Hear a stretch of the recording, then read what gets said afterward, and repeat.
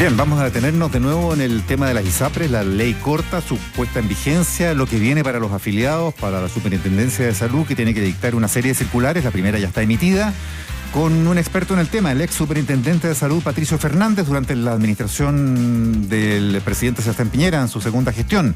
Patricio, buenos días, gracias por estar con nosotros. Patricio, buen día.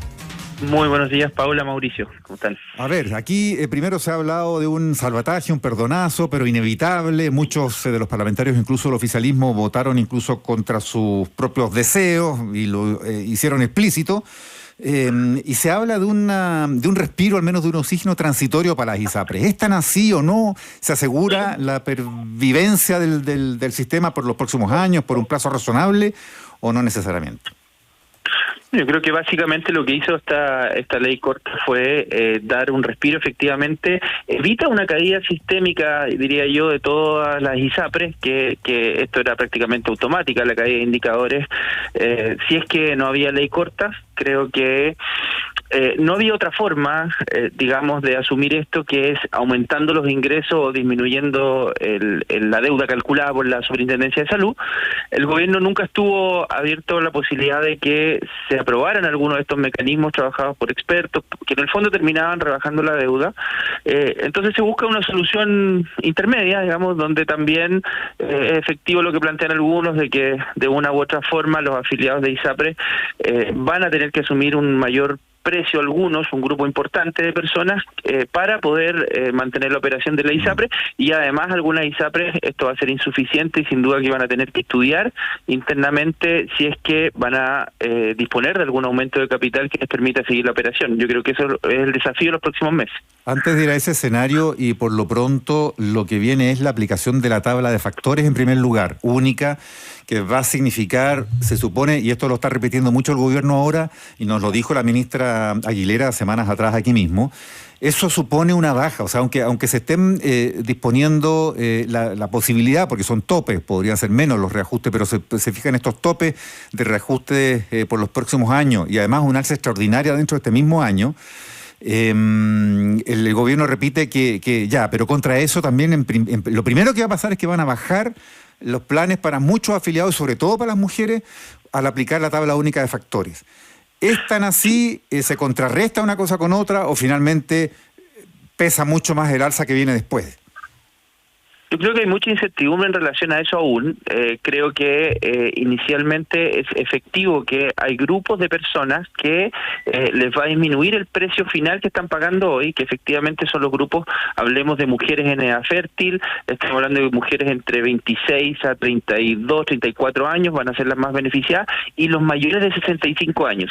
Yo diría que son los dos grupos que se ven mayormente beneficiados con una baja, y los más perjudicados van a ser sin duda que los hombres solos, hombres jóvenes fundamentalmente, quienes van a tener que tomar la decisión si están dispuestos a un aumento del precio del plan. Recordemos que también se terminan con los planes cuyo precio sea inferior al 7%, por lo tanto eso también puede generar un desincentivo, y yo diría que eso es la parte más compleja que no se puede prever. Uno podría intuir de que muchas personas que les va a subir el precio del plan y que no tienen preexistencia van finalmente a migrar de ISAPRES, y eso podría afectar en los próximos meses los ingresos, disminuirlos aún más y colocar alguna ISAPRE en riesgo. Al punto de poner en jaque al sistema o algunas de las ISAPRES, que era también algo que se planteaba, porque aquí lo que se está buscando con esta ley corta es salvar a la industria o al sistema de esa inviabilidad. ¿Esta fuga de este tipo de cotizantes podría ponerlo en jaque? De todas maneras, porque recordemos que hay algo que no se va a poder superar o equiparar, que es la ya baja de ingresos que se generó desde enero, producto de la aplicación del fallo GES. Por lo tanto, ya hay una situación deficitaria para varias. Una vez que se aplique la nueva tabla, va a haber una nueva baja de ingresos importante.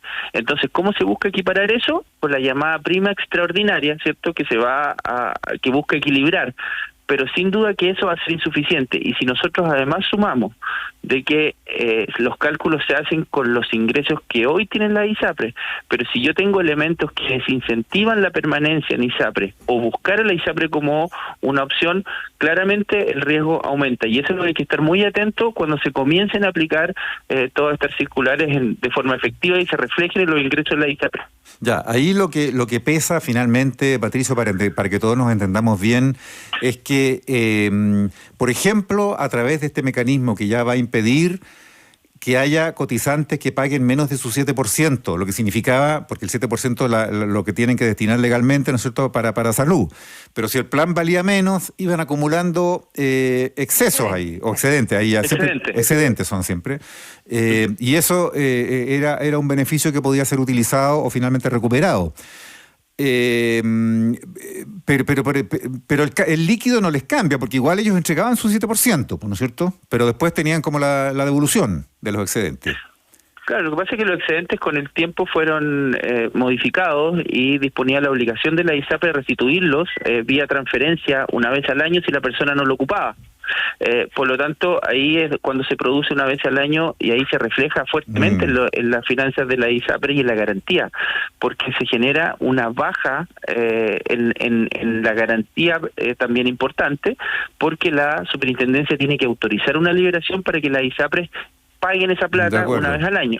Ya, entonces, ¿qué pasa? Los afiliados, perdón, una duda ahí, los afiliados, ¿sí?, los cotizantes que pagan menos que sus 7, al subirles a 7, ¿siguen con el mismo plan o la ISAPRE tiene que mejorarle un poco el plan para que paguen lo que reciben, digamos, y paguen un plan de 7 y no de 6,5?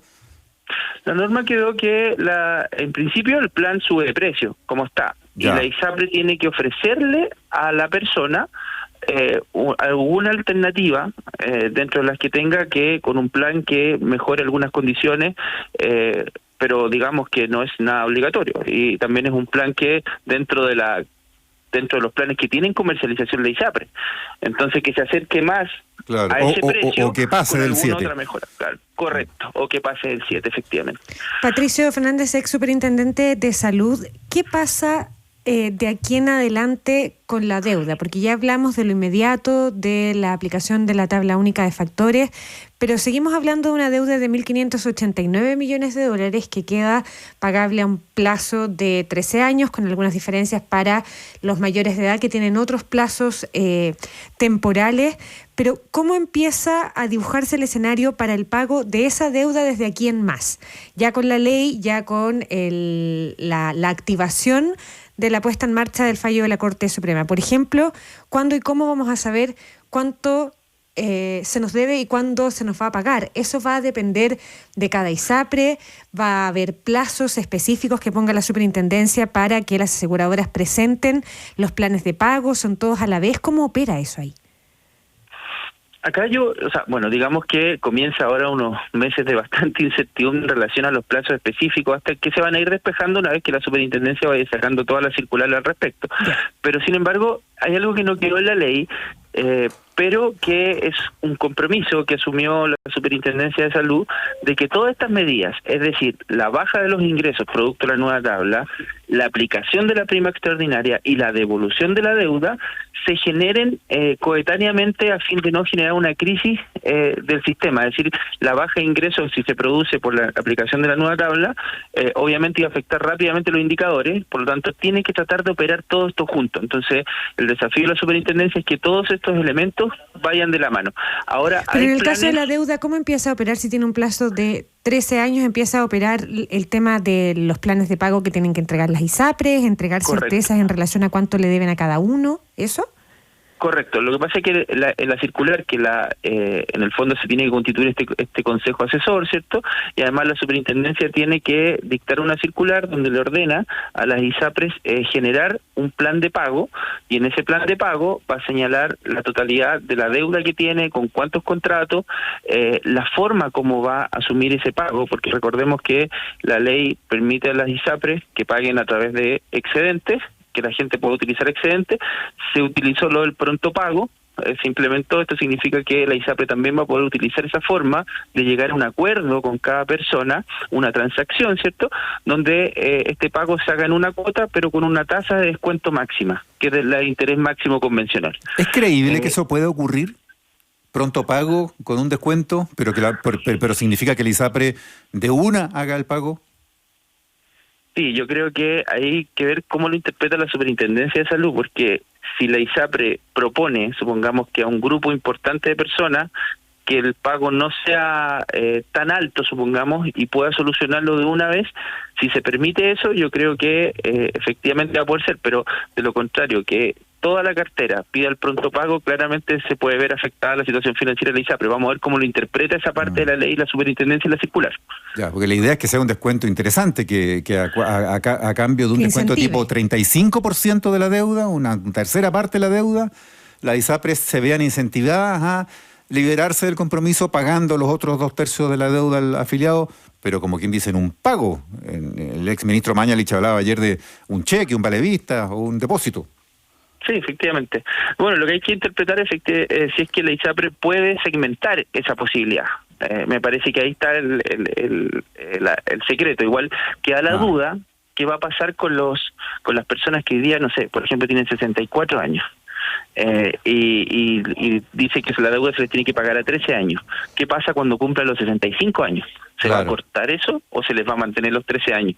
Entonces, hay temas interpretativos que, digamos que la legislación de urgencia también va dejando muchos espacios oscuros que obviamente la Superintendencia va a tener que ir interpretando a través de circular. Patricio, con esta nueva norma, con esta nueva aplicación, los excedentes se acaban, o sea, esa figura ya desaparece, ¿no? Absolutamente, porque ningún plan va a tener ese precio inferior. Las personas que tenían excedentes a esta fecha o a la fecha de cuando se materialice esto, los van a poder utilizar y la ISAPRE también va a tener que ver la forma de restituirlo. No los van a perder, digamos, no hay una expropiación de esos dineros. Ya, perfecto. Y lo otro, nosotros cuando conversábamos este tema temprano, decíamos que el gobierno ha dicho acá que más allá de que no es el acuerdo al que les hubiera gustado llegar, que podría haberse mejorado, que podrían haberse cortado los plazos, aquí lo que va a pasar es que se va a aplicar el fallo de la Corte y además se le da un escenario de mayor viabilidad al sistema. ¿Usted coincide con eso o siente que esta norma y la forma en la que sale del Congreso, más allá de la viabilidad del sistema, burla el fallo de la Suprema?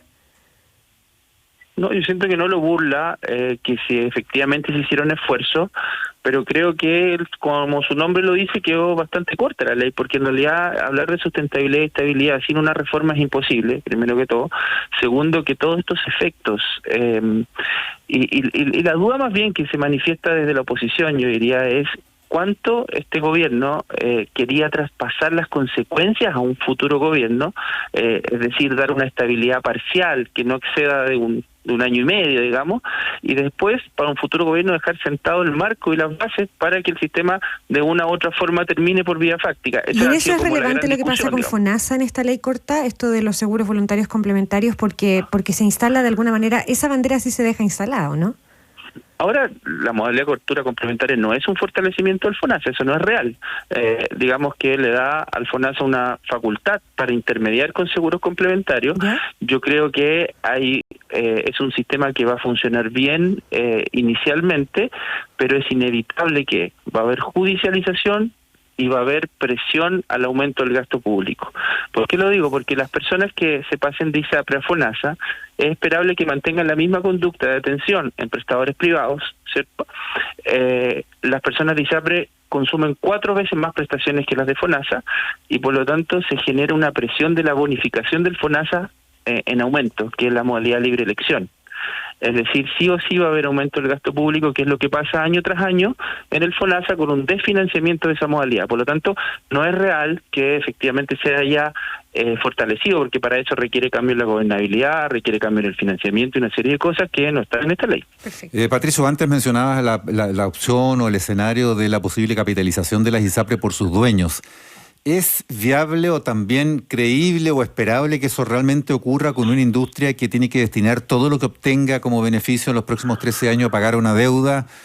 Y cuando están todos los incentivos, pareciera ser para que, como ya viene ocurriendo, se creen ISAPRES nuevas sin deuda, incluso a veces vinculadas a los mismos dueños o a las mismas redes, entonces con una perspectiva más bien de que esos incentivos lleven a la propia industria a ir autoextinguiéndose. Bueno, efectivamente esta ley no se preocupó de ese tema. Yo creo que es un tema bastante delicado, que va a haber problemas de competencia, en el sentido de que si nuevos grupos de prestadores para proteger su funcionamiento van creando ISAPRES, sin duda que va a haber un problema de competencia, porque esas nuevas ISAPRES van a querer captar a la gente sana, la gente con preexistencias van a seguir en estas ISAPRES que están, digamos, con deuda, que están con desfinanciamiento, etcétera.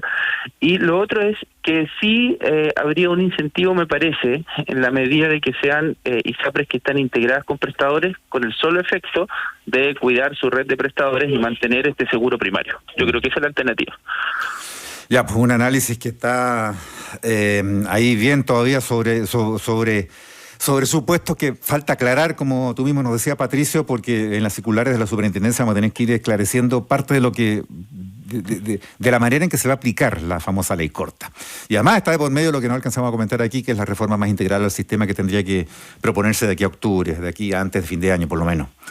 Patricio Fernández, ex superintendente de salud, muchas gracias por compartir este análisis en ADN Hoy. Gracias, Patricio. Que tengan muy buen día. Muchas gracias. Que esté muy bien.